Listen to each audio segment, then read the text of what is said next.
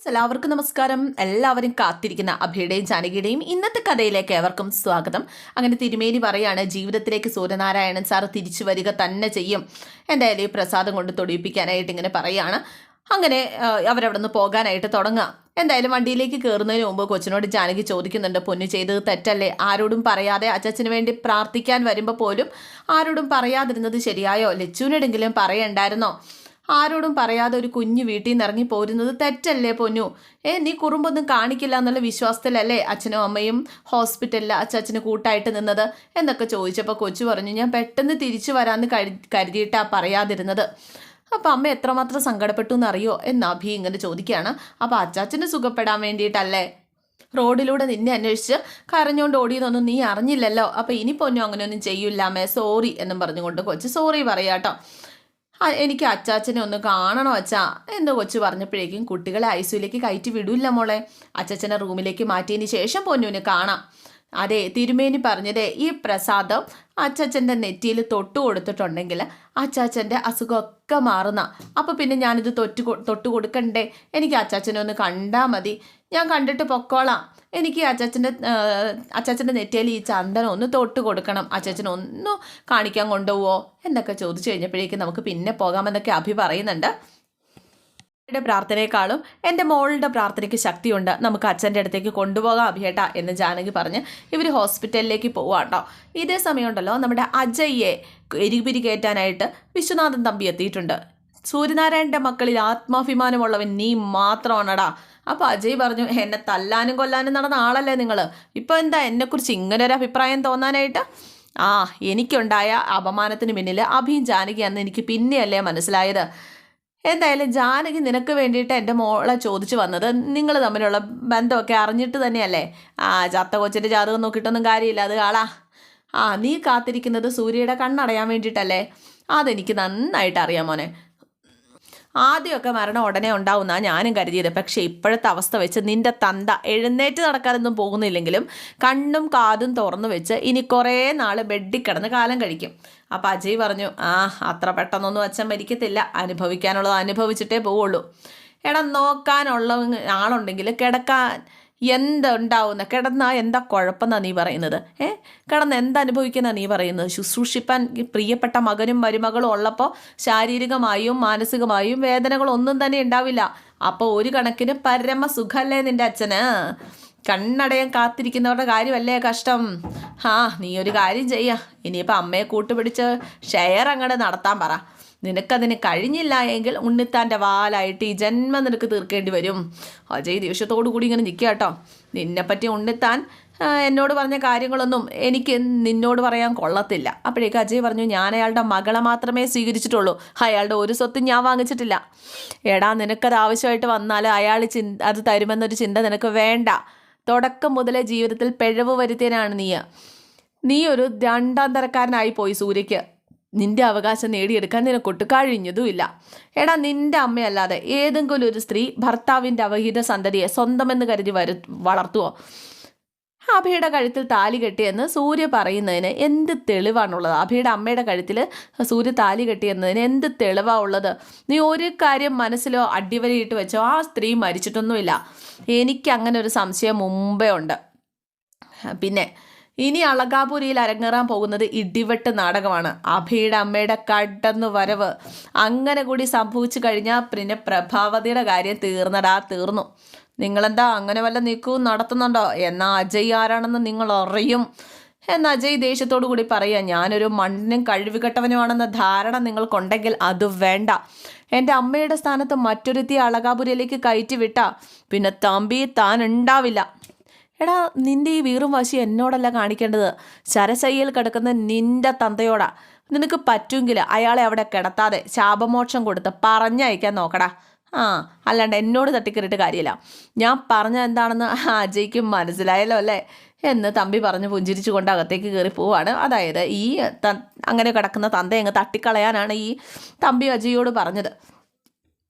എന്തായാലും നമ്മുടെ സക്കീർ ഭായി സൂര്യനാരായണനക്ക് അകത്ത് കയറി കണ്ട് സംസാരിക്കുകയാണ്. എന്തായാലും ധനനിശ്ചയ ആധാരപ്രകാരം അഭിയുടെയും ജാനകിയുടെയും സ്വത്ത് റദ്ദ് ചെയ്യാൻ പറഞ്ഞു. അത് റദ്ദ് ചെയ്തു. എന്തായാലും സാറിൻ്റെ സാറിനോടുള്ള സ്വാതന്ത്ര്യം കൊണ്ടും അതുപോലെ തന്നെ സാറ് പറഞ്ഞ കാര്യങ്ങൾ ഉൾക്കൊണ്ടു അതിൽ സന്തോഷം മാത്രമേ ഉള്ളൂ. എനിക്ക് കുറച്ച് കാര്യങ്ങൾ കൂടി പറയാനുണ്ട്. അപ്പോഴേക്കും വക്കീൽ പറഞ്ഞു, താൻ പറയുന്നതിൽ പതിരുണ്ടാവില്ലെന്ന് എനിക്കറിയാം. അതെ, പ്രബലനായ ഒരാൾ വീണ് കഴിയുമ്പോൾ പരദൂഷണം പറഞ്ഞു നടക്കുന്ന ആൾക്കാർ പറയുന്നത് എന്താണെന്ന് അറിയാവോ? ശരീരത്തിൽ ജീവൻ്റെ തുടിപ്പുള്ളിടത്തോളം കാലം സൂര്യസാറിൻ്റെ മനസ്സിൽ തീ അണഞ്ഞു പോവില്ല എന്ന് വിശ്വസിക്കുന്ന ആളാണ് ഞാൻ. കുടുംബത്തിലെ ശത്രുക്കൾ തന്നെയാണ് സാറിൻ്റെ വീഴ്ച ആഘോഷിക്കുന്നത്. സാർ അതറിയുന്നുണ്ടല്ലേ? നമ്മുടെ മരണം മറ്റൊരാൾ ആഗ്രഹിക്കും ആകുമ്പോഴാണ് യോദ്ധാവിന് വീര്യമേറുന്നത്. മുറിവേറ്റ് വീണാലും അയാൾ എഴുന്നേക്കും. സാർ എന്തുകൊണ്ടാണ് തിരിച്ചു വരാനായിട്ട് ആഗ്രഹിക്കാത്തത്? എൻ്റെ മനസ്സിൽ ഉത്തരം കിട്ടാത്തൊരു ചോദ്യമാണത്. അഭിയുടെയും ജാനകിയുടെയും വേദനയും അതുതന്നെയാണ്. ജീവിതത്തിലേക്ക് തിരിച്ചു വരണമെന്ന ആഗ്രഹം അച്ഛൻ കാണിക്കുന്നില്ല എന്ന് അവർ പറയുന്നു. അഭിക്കും ജാനകിക്കും ഒരു കൂടൊരുക്കി കൊടുക്കുകയല്ലാതെ കാറ്റിലത് പറന്നു പോവാതിരിക്കാൻ സൂര്യസാർ ഇപ്പോഴും ശ്രമിക്കുന്നില്ല. അപ്പം അവരുടെ കാര്യങ്ങൾ നോക്കുന്നതിൽ ഞാൻ തോറ്റുപോയി എന്നാണോ വക്കീൽ പറയുന്നത്? സാർ ഇന്നലെ വരെ അവർക്ക് വേണ്ടി ചെയ്ത കാര്യങ്ങളൊന്ന് ഓർത്തു നോക്കിയേ. ഞാൻ പറഞ്ഞത് സത്യമാണ് എന്ന് സാറിന് മനസ്സിലാകും. സൂര്യസാറെ എപ്പരംഗം ഒഴിയുന്നുവോ ആ നിമിഷം അഭിക്ക് സാറിൻ്റെ കുടുംബത്തിൽ നിന്ന് പുറത്തു പോകേണ്ടി വരും. പിന്നെ എല്ലാം അഭിക്ക് സാറ് തീരെഴുതി കൊടുത്തെന്ന് വെച്ചാലും സാറിൻ്റെ കാലശേഷം അവനത് മറ്റുള്ളവർക്ക് തിരിച്ചു നൽകുകയും ചെയ്യും. അഭി ജീവിതത്തിൽ വില നൽകുന്നത് പണത്തിനല്ല, ബന്ധങ്ങൾക്കാണ്. അങ്ങനൊരു ചെറുപ്പക്കാരനെ എവിടെ കാണാൻ കിട്ടും? സാറിൻ്റെ സുഹൃതമാണ് അഭി. ആ സുഹൃതം നിലനിന്ന് പോകാൻ ഈ സൂര്യൻ കിടക്ക് വിട്ട് ഉദിച്ചുയരണം. സൂര്യൻ ആകാശത്ത് തന്നെ ഉണ്ടാവണം. കരിക്കട്ട പോലെ കെട്ടടങ്ങി പോകരുത് സാർ. തമ്പിക്കും ഉണ്ണിത്താൻ വക്കീലിൻ്റെ മുമ്പിൽ സൂര്യൻ്റേത് ഒരു ദിവസത്തെ അസ്തമയം മാത്രമാണ് എന്ന് തെളിയിച്ചു കൊടുക്കണം. നാളെ ഈ സൂര്യൻ ഉദിച്ചുയരണം. സാറിൻ്റെ മനസ്സിൽ ആ പഴയ ശക്തി കൈവന്നാൽ ഈ കിടക്ക് വിട്ട് സാർ എഴുന്നേക്കും സാർ. എനിക്ക് ആ ഒരു വിശ്വാസമുണ്ട്. എഴുന്നേറ്റില്ല എങ്കിൽ അഭിക്കും ജാനകിക്കും അവരുടെ കുഞ്ഞിനും സാർ എന്ത് നീക്കി വെച്ചാലും ഒടുവിൽ തെരുവ് തന്നെയായിരിക്കും സാർ അവർക്ക് ശരണം. അതുകൊണ്ട് സാർ എഴുന്നേക്കണം കിടക്ക് വിട്ട്. ക്ഷമിക്കണം സാർ, ഉള്ളു നൊന്ത് ഞാൻ പറഞ്ഞു പോയിന്നേ ഉള്ളൂ എന്ന് പറഞ്ഞ് വക്കീൽ അവിടെ നിന്ന് പോവുക. വക്കീൽ പറഞ്ഞതൊക്കെ സത്യമാണ് എന്ന് സൂര്യനാരായണന് അറിയാം. എന്തായാലും ഈ ഒരു പ്രചോദനം ഉൾക്കൊണ്ട് സൂര്യനാരായണൻ എഴുന്നേൽക്കുക തന്നെ ചെയ്യും. ഇതേ സമയം പ്രഭാവതി ആകെ ടെൻഷനിലാട്ടോ. വീട്ടിൽ നിന്ന് കൊച്ചിറങ്ങി പോയതാണല്ലോ, അതിൻ്റെ ഒരു ടെൻഷനുണ്ട്.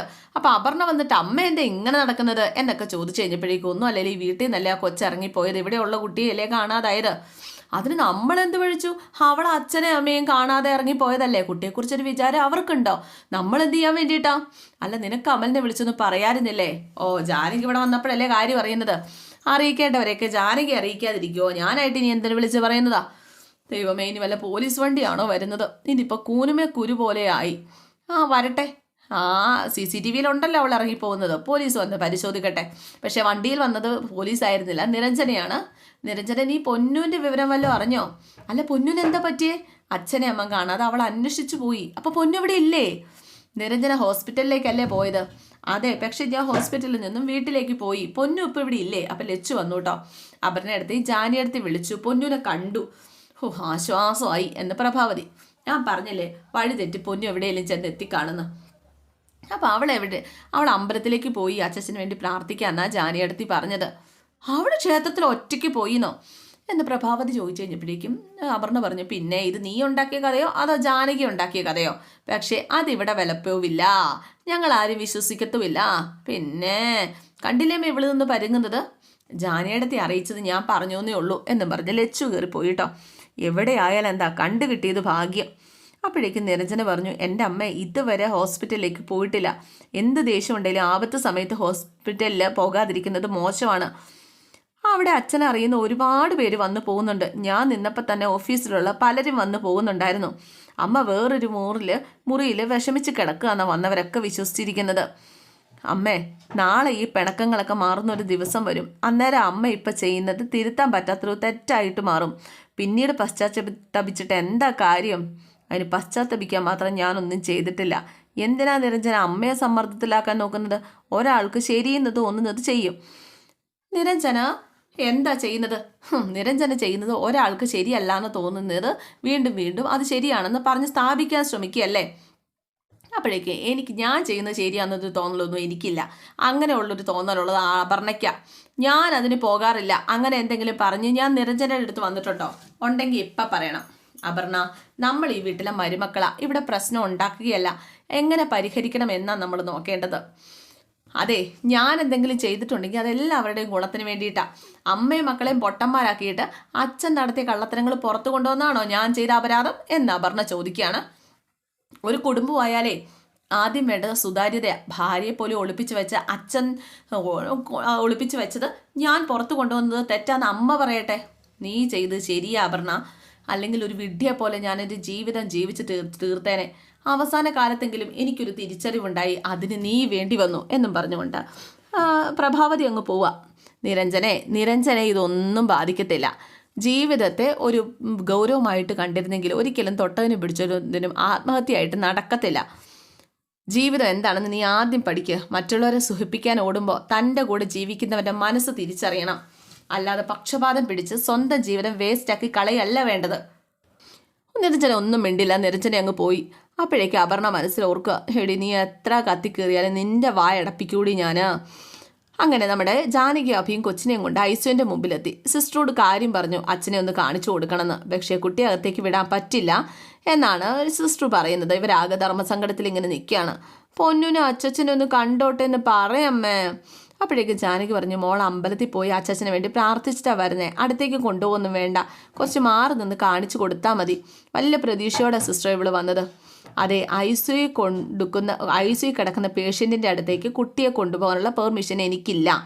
അതുകൊണ്ട് നിങ്ങൾ ഈ കൊച്ചിനെ കൊണ്ടുപോക്കോ. പക്ഷേ കൊച്ച് അവിടെ ഇരുന്ന് വാശി പിടിക്കാനും കരയാനും ഒക്കെ തുടങ്ങി. അതും കണ്ടുകൊണ്ടാണ് ഡോക്ടർ അങ്ങോട്ടേക്ക് വരുന്നത്. ഡോക്ടർ വന്ന് ചോദിച്ചു, മോളുടെ പേരെന്താ എന്നൊക്കെ ചോദിച്ചു കുശലമൊക്കെ ചോദിക്കുകയാണ്.